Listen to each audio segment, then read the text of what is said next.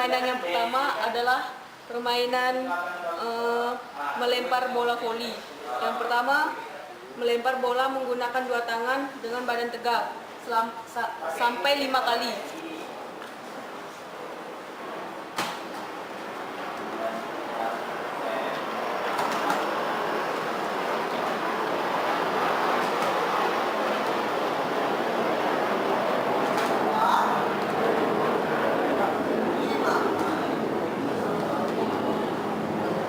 Setelah itu orang akan berganti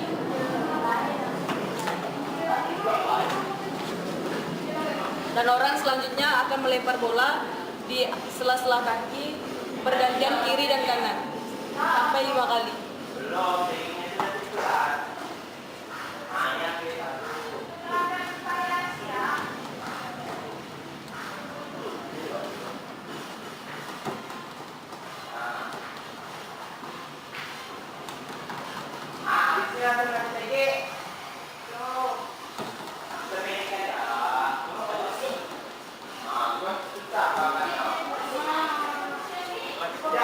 Selanjutnya, menendang bola dengan kaki kiri bergantian orang sampai 5 kali.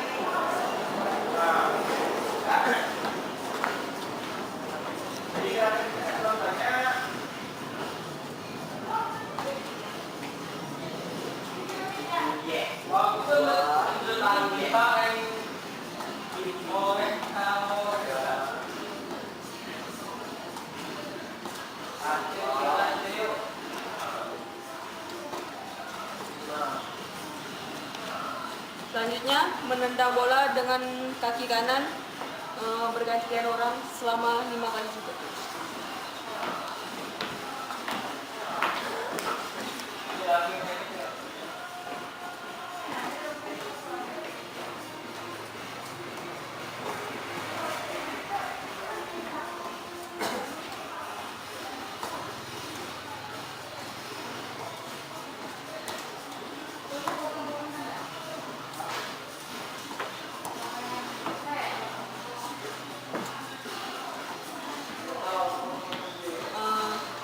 Baiklah, permainan ini adalah permainan yang digunakan untuk anak yang mengidap cacat, yaitu epilepsi.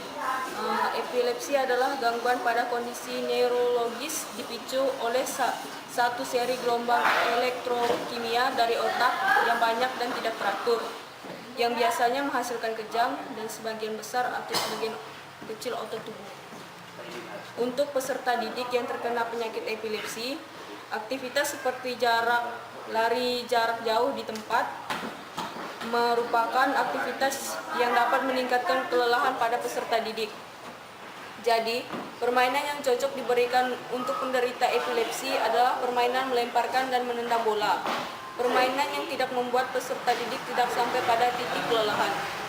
Permainan yang diberikan bukan berupa pertandingan. Permainan yang diberikan adalah jenis permainan yang tidak kompetitif, karena jika yang diberikan berupa pertandingan, maka emosi dan ketegangan akan meningkat dan peserta didik dengan kecenderungan serangan mendadak.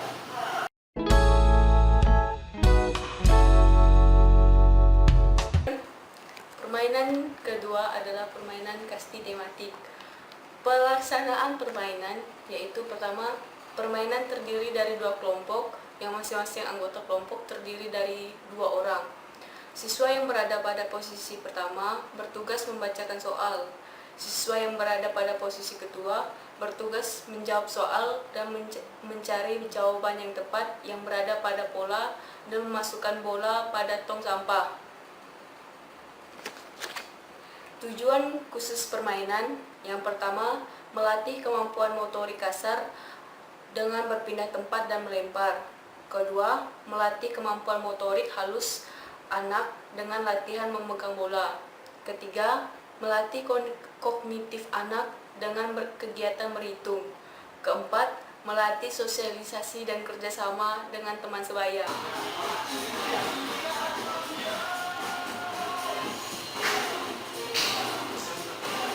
Satu tambah 4.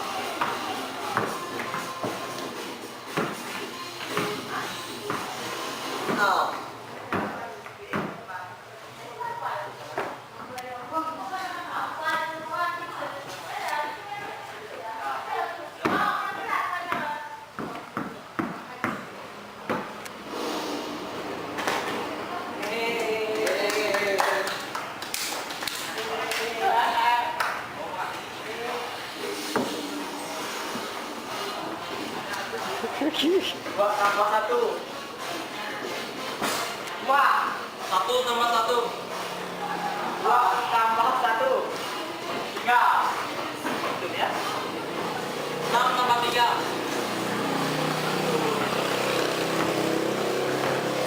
2 tambah 4. 4.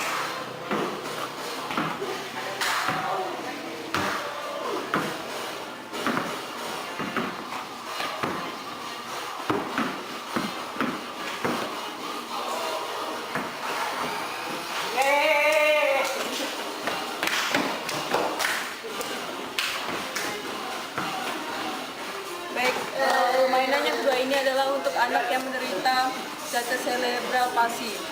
Cerebral palsy ini adalah istilah kedokteran yang mengacu kepada salah satu seri kekacauan gerak yang disebabkan cara kerja otak kurang baik. Individu dengan cerebral palsy harus lebih bugar daripada individu normal. Pada umumnya, karena mereka untuk dapat menguasai gerak yang sederhana, tidak efisien dalam mekanik gerak dan penggunaan otot. Tujuan khusus permainan, melatih kemampuan motorik kasar anak. Dengan permainan ketiga adalah permainan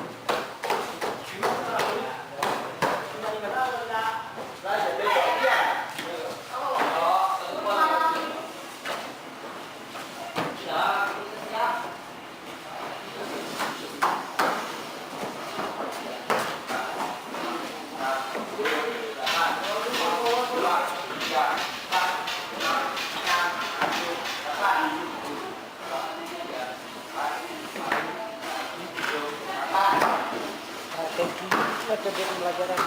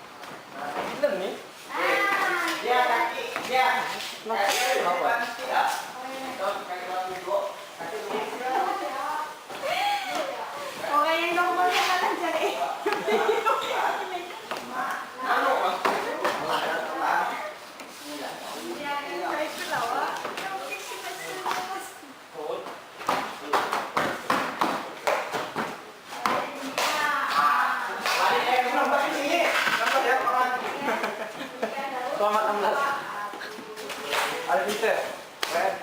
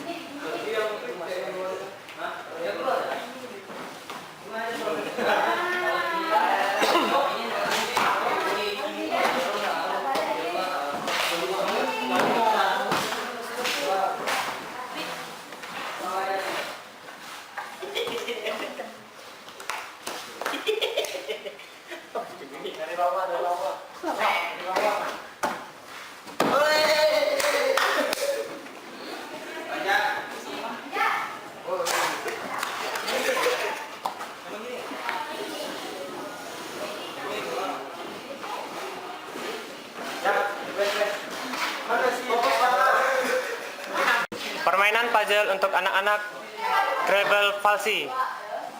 Cerebral palsy adalah istilah yang mengatur kepada salah satu seri kekacauan gerak yang disebabkan cara kerja otak kurang baik.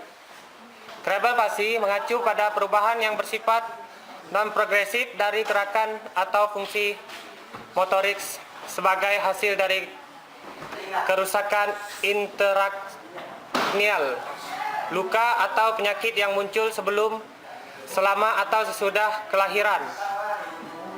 Hasil apa yang mereka bicarakan sulit dimengerti oleh orang lain. Anak cerebral palsy yang menyadari keanehan ketika berbicara serta melihat ketidaksadaran orang lain terhadap kelambatannya berbicara, seringkali memilih untuk tidak berbicara.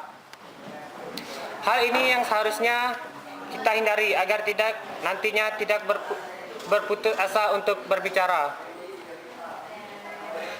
Ketika kelompok kami menyuruh anak menyusun sebuah kalimat sederhana, anak menyusunnya secara berurutan, di mana tidak jelas maksud kalimatnya dan penggunaan kata sering terbalik.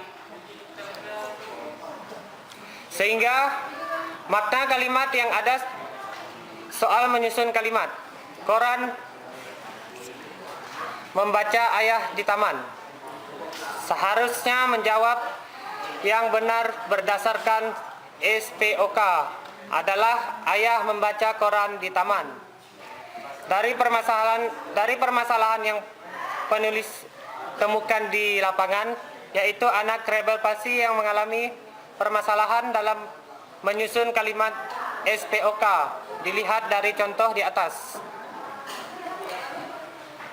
Pernyataan tersebut dapat dibuktikan dengan melakukan asesmen berupa tes tentang penyusunan kalimat SPOK, dan hasil tes tersebut diukur dengan menggunakan jenis satuan pengukuran target.